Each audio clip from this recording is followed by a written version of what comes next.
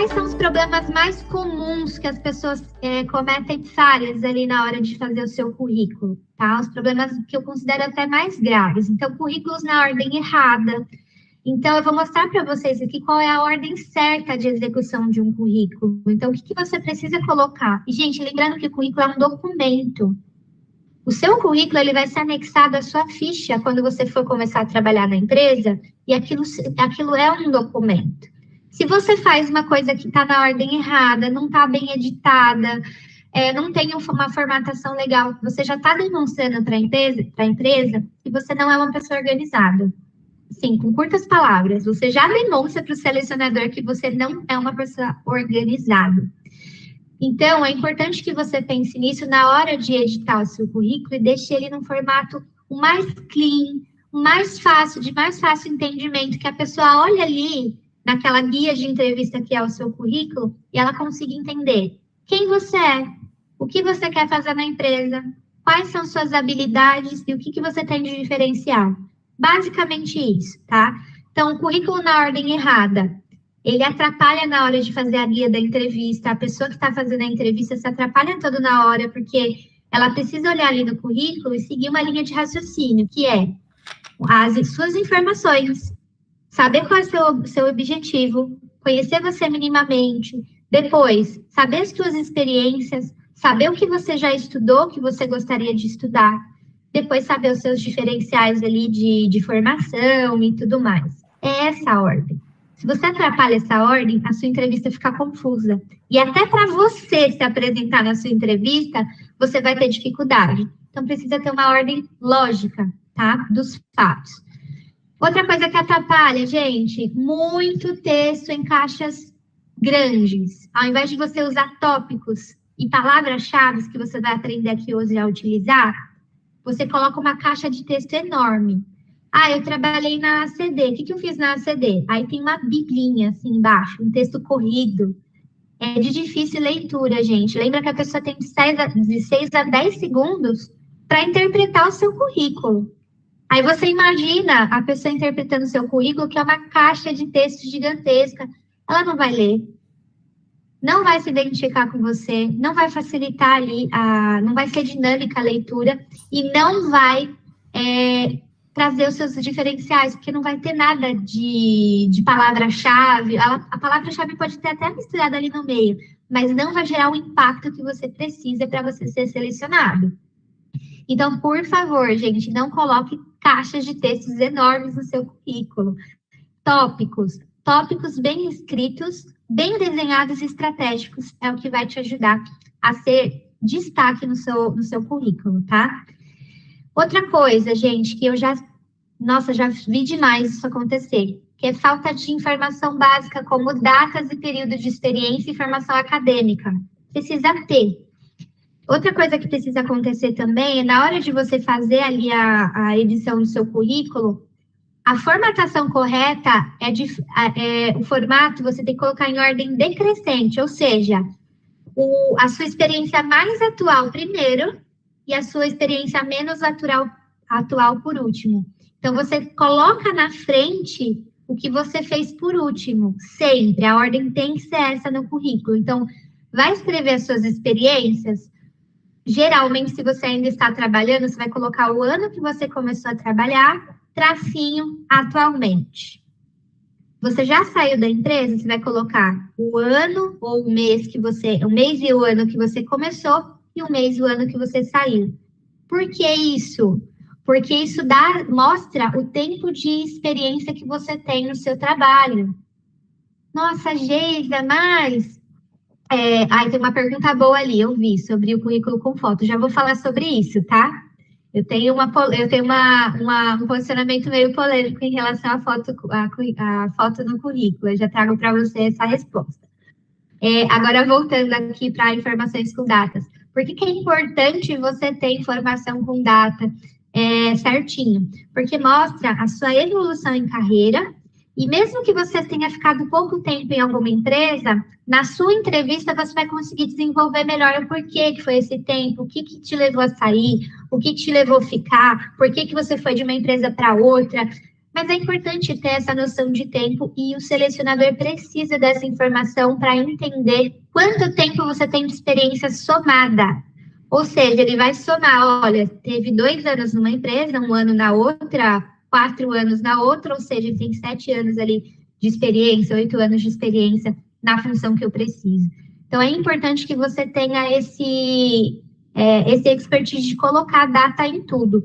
E outra coisa, na formação acadêmica também, porque mostra quanto tempo você tem de formado, ou quanto tempo você tem para se formar. Essas informações facilitam na hora da entrevista, tá? Natan, eu vou só terminar de responder essas 6 caixinhas e mais 3 caixinhas, e eu já te respondo sobre foto no currículo. Essa é uma pergunta comum, tá, que eu recebo, mas eu já te respondo sobre isso. Bom, informação irrelevante para a vaga desejada. Um currículo estratégico é um currículo desenhado para a vaga específica que você está se candidatando. Então, não adianta você ter um currículo padrão. E, gente, anota isso que eu estou escrevendo. Não adianta você ter um currículo padrão, que ele fica ali na sua gaveta, ele fica ali na sua caixinha, ali na sua pasta de documentos do seu computador, e você só encaminha quando você vai fazer participar de uma entrevista. O seu currículo, ele precisa ser um arquivo vivo. Escreva isso, o seu currículo, ele precisa ser um arquivo vivo. Ele precisa ser editado todas as vezes que você for entrar em alguma experiência de trabalho. Por quê? Você precisa ver se suas informações de contato estão corretas. Você precisa ver se o que você está se propondo a fazer em suas experiências, elas estão ligadas com a vaga que você está se candidatando, que é o que a gente coloca ali no objetivo, no currículo.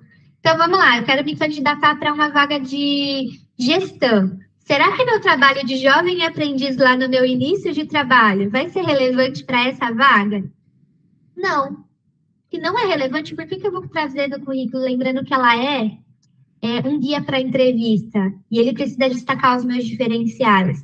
Então, a minha dica é que você selecione 3 últimas experiências de trabalho, ou as 3 mais relevantes em relação à vaga que você está se inscrevendo. Nossa, Geisa, mas eu nem tenho tanta experiência assim, né? Ou é a minha primeira experiência de trabalho. Você vai focar, não vai colocar tanto foco, tanto ênfase nas suas experiências, mas você vai focar nas suas habilidades de soft e hard skill. Você vai focar em colocar case de sucesso, mas suas experiências, elas precisam estar conectadas com aquilo que você está se propondo para fazer na vaga. Por quê? Se você coloca um curso que não tem nada a ver com aquela vaga, se você não tem, se você não tem nenhuma formação, você não tem, assim, não tem nada que está conectado com aquela vaga, não adianta você colocar um outro curso, alguma outra coisa, porque isso gera, na verdade, distanciamento entre você e aquela vaga. Então, o selecionador vai olhar e vai pensar assim, vamos supor que você tenha curso de... Vamos lá, vou usar um exemplo. Eu tenho curso de pescaria, e eu acho que um curso de pescaria é relevante ali para um trabalho de projetista. E meto ali no meu currículo que eu já fiz curso de pescaria. A hora que o selecionador olhar isso, ele vai pensar, meu Deus, essa pessoa não se decide o que quer da vida. E vai, na verdade, te gerar distanciamento em relação àquela vaga que você está se propondo a trabalhar. Faz sentido? Então, só coloque coisas relevantes para aquela vaga que você vai se inscrever. Por isso que é importante ser um arquivo vivo, porque toda vez que você for se candidatar para uma vaga, é importante que você use palavras-chave, use expressões e tudo mais no seu currículo voltadas daquela empresa, que faz jus àquela empresa a qual você está se candidatando. Por isso que tem que ser um arquivo vivo, de fácil edição, que esteja ali sempre aberto para você editar quando você precisar. Ou então, faça várias versões desse currículo e aí você vai ter o currículo para encaminhar para cada tipo de vaga que você se propõe, tá bom? Últimas 2 coisas aqui que são problemas comuns, é um currículo sem pessoalidade ou organização visual. Eu falei, gente, se você já, no seu currículo, você já demonstra que você tem habilidades em transformar um arquivo chato em uma coisa organizada e bonita, isso já te coloca em destaque do mercado, porque vai mostrar que você é uma pessoa organizada. Agora, se você não consegue organizar nem o seu diferencial em relação ao mercado, que é o seu currículo, que é o seu portfólio, quem dirá, gente, eu estou falando para vocês um pensamento de quem seleciona, tá? Quem dirá você no dia a dia de trabalho? Será que você também não vai fazer isso com os meus arquivos de trabalho da minha empresa? Será que você também não vai saber editar um Excel, editar ali um PowerPoint, já que você não conseguiu fazer com que o seu currículo fique bem organizado? Você consegue compreender quão amplo é esse tipo de pensamento? E são preconceitos que existem, gente, no mercado. Eu já ouvi selecionador falando isso, né? Nossa, essa pessoa aqui não teve cuidado nem de arrumar a ortografia. Como que eu vou colocar essa pessoa numa vaga XYZ de atendimento se ela não consegue nem falar com as pessoas, não consegue nem arrumar o currículo? Muito sério isso, né? Então, é sua porta de entrada. Precisa ser algo muito bem editado. E tópicos sobre funções nas experiências de trabalho. Como eu falei, não coloque uma bíblia, coloque tópicos. Vou ensinar vocês a como colocar palavras-chave ali no tópico, tá? Agora, rapidinho, respondendo duas dúvidas ali do Natan. Estou amando, viu, Natan? Participação. Bom, famoso currículo com foto. Gente, currículo com foto funciona para quem trabalha com imagem. Ou seja, perfil comercial, designer, fotógrafo, no caso aí, galera que trabalha com comunicação, pessoas que trabalham com imagem, faz sentido ter foto no currículo. Que foto é essa que precisa ter? Por que eu não indico que todo mundo coloque foto? Porque precisa ser uma foto profissional. Não adianta colocar aquela selfie assim, ó, no currículo, que vai gerar, na verdade, um distanciamento ali de uma coisa profissional. Precisa ser uma coisa profissional. Então, aquela foto geralmente que a gente coloca no LinkedIn, né? Uma foto bem editada, que tem uma pose um pouco mais profissional, que demonstra ali o seu rosto, né? Que seja uma foto de perfil. Mas a chance de você errar na hora de colocar uma foto no currículo é muito grande. Então, eu prefiro não colocar, porque isso te tira uma preocupação a mais e o seu foco fica no seu potencial, nas palavras-chave e não na sua imagem. Agora, se você trabalha com imagem, você é modelo, fotógrafo, designer, aí eu aconselho colocar porque a sua imagem ela vai vender também. Lembrando que precisa ser uma foto profissional.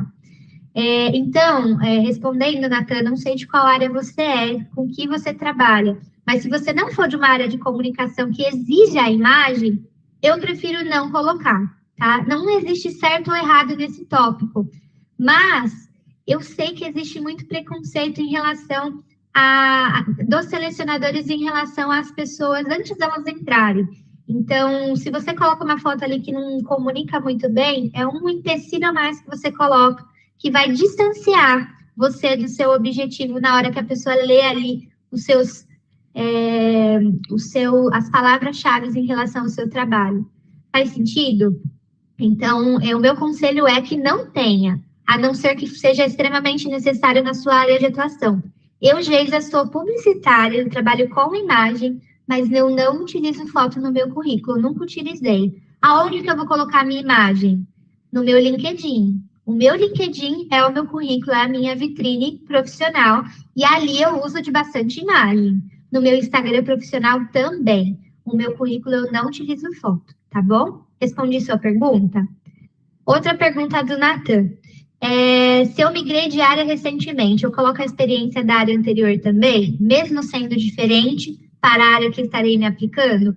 Depende, Natan. As coisas com que você trabalhou, tem algum aspecto que vai influenciar e vai te ajudar nessa sua nova área? Depois coloca aqui qual área que é, só para eu tentar fazer essa correlação. Mas vou dar um exemplo. Eu trabalhei mais de 10 anos com captação de recursos. Eu sou publicitária. E a minha função em captação de recursos, ela é basicamente em formação de equipes. Então, eu tenho aí um grande trabalho aí em formação de equipes, em carreira e tudo mais. Então, mesmo que eu tenha trabalhado em ONGs, né, com captação de recursos, esse meu trabalho de captação de recursos me auxilia no trabalho de publicidade e me traz insumos no trabalho de carreira. Então, eu utilizo no meu currículo hoje em dia, porque são coisas que estão correlacionadas. Agora, o que você não coloca são coisas que não tem nada correlacionado. Exemplo, eu já fui padeira, mas eu quero ser engenheira. O que uma coisa vai conectar a outra? Se não tem nenhum tipo de conexão, você não consegue na hora. Lembra que é o guia de entrevista. Então, se na entrevista não vai fazer sentido você falar daquela oportunidade, ou que essa discrepância pode atrapalhar a sua estratégia, aí é melhor não colocar. Mas se você está você está migrando recentemente, a sua experiência anterior, ela te traz um impacto que vai te ajudar positivamente nessa sua outra área, aí você coloca, tá bom? Eu não sei se eu fui ambígua na minha resposta, mas é basicamente isso. Transição de carreira, é perfeito você colocar o que você fez antes, porque você vai explicar o porquê que você está transicionando de carreira, tá? Diferente de algo que não está nada relacionado ali com a sua área de trabalho. Eu acredito que você vai transicionar, mas não vai para uma área completamente diferente, não é isso? Então, depois, se você quiser colocar aqui a área para, enfim, a gente pensar junto aí no que seria essa transição, interessante também para a gente pensar. Pode falar, Felipe. Só complementando com uma ideia, acho que o Nathan veio aí do grupo de projetos. Tem um aluno que ele é contador, ele está migrando agora para a área de projetos. Então, ele não tem aquela experiência de projetista para poder apresentar, mas não pode descartar o que ele já viveu, né? Só que dá para se criar algo intermediário, que é o que você está estudando.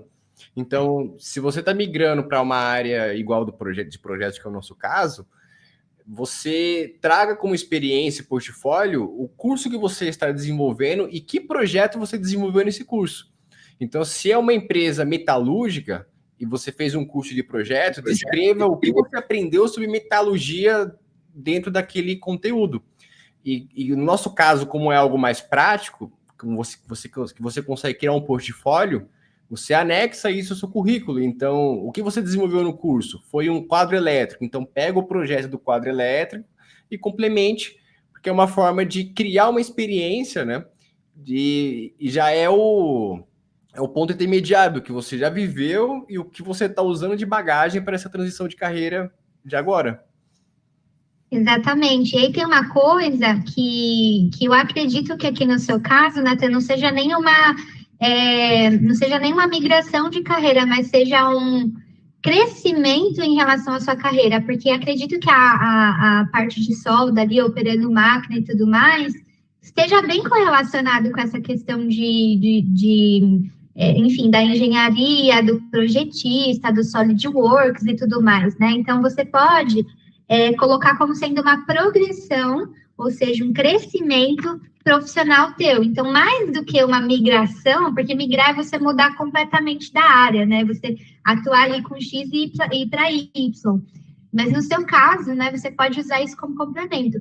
E ainda acrescento isso que o Felipe falou, você pode anexar o seu currículo, não colocar... Tem uma parte que eu vou ensinar vocês também a fazer, que vocês conseguem colocar um case de sucesso.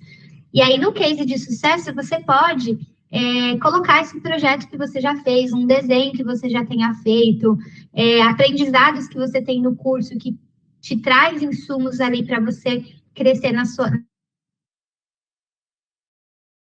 área que você está migrando, né, que você está evoluindo. Então, na verdade, nesse seu contexto, isso mostra crescimento da sua parte, que você é uma pessoa que tem o que a gente chama de lifelong learning, né, uma pessoa que está sempre em movimento, sempre em aprendizado.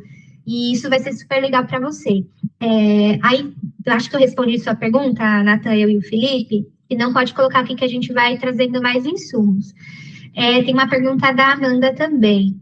A empresa consegue ver que editei o meu currículo só para aquela vaga? Isso é bom ou ruim?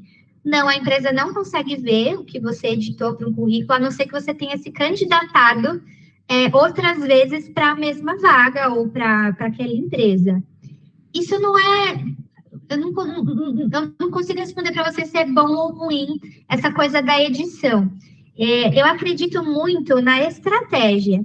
E eu, como uma selecionadora, eu iria amar ver que o meu candidato ele é estratégico já do currículo. É esse tipo de pessoa que eu quero ter na minha empresa. Então, não tem problema se você editar o seu currículo para ele ser melhor do que ele era. Tá? Na verdade, eu vejo isso com bons olhos como selecionadora.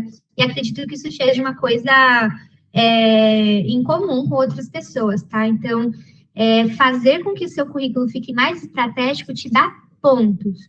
Nunca vai ser uma coisa vista com maus olhos, pelo contrário, tá? Mesmo se você mandou 3 currículos ali com uma mesma empresa, é importante que você pense que isso é sempre uma coisa positiva, tá? Sempre, sempre. Sempre que você puder melhorar alguma coisa voltada à sua carreira, isso vai ser sempre visto com bons olhos, tá bom? Bom, surgindo mais algumas dúvidas, vocês podem ir trazendo aqui. Vou passar para o próximo tópico agora, tá?